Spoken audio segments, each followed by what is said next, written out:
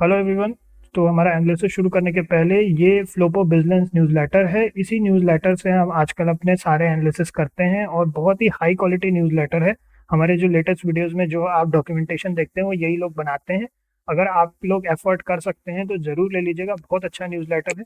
इनके अपने कुछ अभी रिसेंट टाइम्स में जो हमारे पास इनकी तरफ से ये मेल पर आता है, बाय द वे इनके न्यूज़लेटर के जो डॉक्यूमेंट है ये इन्होंने बहुत अच्छा फाइनेंशियल कॉन्सेप्ट्स को एक्सप्लेन करने का डॉक्यूमेंट बना करके भेजा था।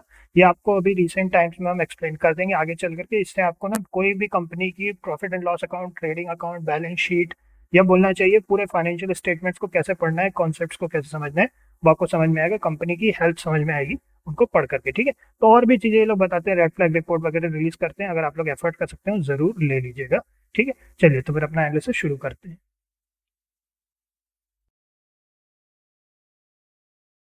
चलिए तो फिर शुरू करते हैं।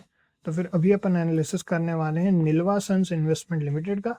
जो निल्वा सन्स इन्वेस्टमेंट्स लिमिटेड है इनके बारे में अपन ने पहले भी डिस्कस किया हुआ है।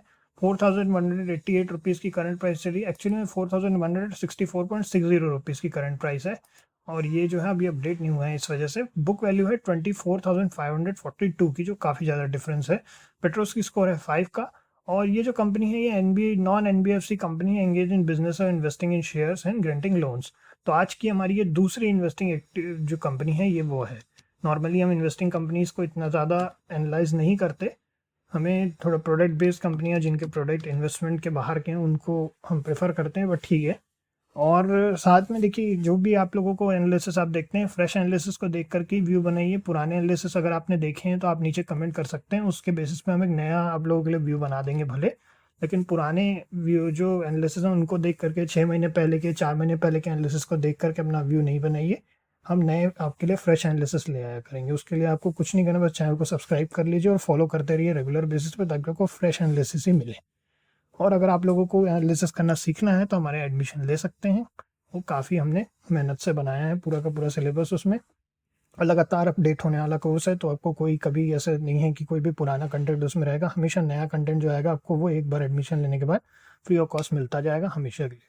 चलिए तो कॉन्स में देखें, पहले बुरी चीज़ें देख लेते हैं। कंपनी रिपीटेड प्रॉफिट दिखा रही है मगर डिविडेंड पे आउट नहीं किया। कंपनी का रिटर्न ऑन इक्विटी जो है वो लो है, वो है 0.86% लास्ट 3 ईयर से। कंपनी डेट फ्री है। कंपनी का जो स्टॉक ट्रेडिंग है वो 0.14 टाइम्स चल रहा है अपनी बुक वैल्यू से। और कंपनी को अच्छा क्वार्टर देने की उम्मीद है। अब यहाँ पे अपन अगर नेट प्रॉफिट्स की बात करें क्वार्टरली रिजल्ट्स पे, तो 1.75 करोड़ का यहाँ पे प्रॉफिट हुआ है मार्च 2024 में। उसके पहले 17.28 करोड़ का प्रॉफिट था, उसके लिए 20.66 करोड़ का प्रॉफिट था। तो इस तरीके से कम हुआ है, काफ़ी कम हुआ है प्रॉफिट। 17.28 करोड़ के बाद अचानक से काफ़ी कम हो गया। अगर अपन मार्च का डेटा देखें तो इवन मार्च के हिसाब से भी काफ़ी कम है। तो देखते हैं, चलिए ईयरली बेसिस पर भी देखते हैं। ईयरली बेसिस पर देखें तो 56 करोड़ का यहाँ पे ओवरऑल प्रॉफिट है, जो ठीक है। उसके पहले 93 करोड़ का प्रॉफिट था, जो आज तक का इनका हाईएस्ट प्रॉफिट था ईयरली बेसिस पर। उसके पहले 66 करोड़ का प्रॉफिट था। तो आसपास ही घूम रहा है, मगर इनके हाईएस्ट प्रॉफिट से काफ़ी नीचे आ गया है। डिविडेंड पे आउट कुछ भी नहीं है। कैश फ्लो की अगर अपन बात करें तो 41 करोड़ का कैश फ्लो ऑपरेटिंग एक्टिविटी में पॉजिटिव कैश फ्लो और इन्वेस्टिंग एक्टिविटी 30 करोड़ का negative cash flow. Overall net positive cash flow 11 crore का। शेयर होल्डिंग पैटर्न की अगर अपन बात करें तो शेयर होल्डिंग पैटर्न में अपन देख सकते हैं यहाँ पे 55.61% प्रमोटर होल्डिंग है, 5.01% एफआईआईएस की होल्डिंग है, 0.05% डीआईएस की होल्डिंग है और पब्लिक होल्डिंग है 39.31% की। लास्ट सेशन में काफ़ी बड़ी रैली की है 19.74% की। तो इस बार हम जो है हमारा व्यू 4180 के बाद ही कुछ भी बनाएंगे।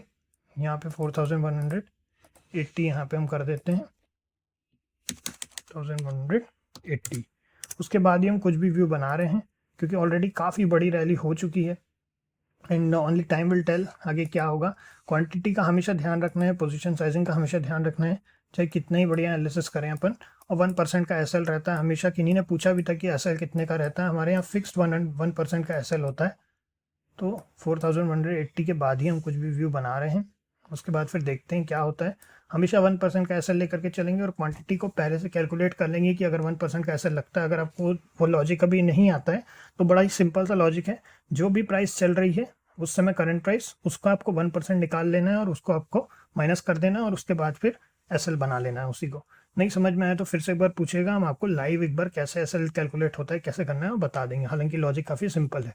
1% का एसएल रहेगा और बाकी जो है क्वांटिटी का हमेशा ध्यान रखना है, चाहे कोई भी सिनेरियो हो। उतनी क्वांटिटी लीजिए जिसमें जब आपका एसएल हिट हो तो आपको कोई बहुत बड़ा निगेटिव ना हो, और बस इसमें इतना ही है, फिर नेक्स्ट में मिलते हैं आप लोगों से। ओके।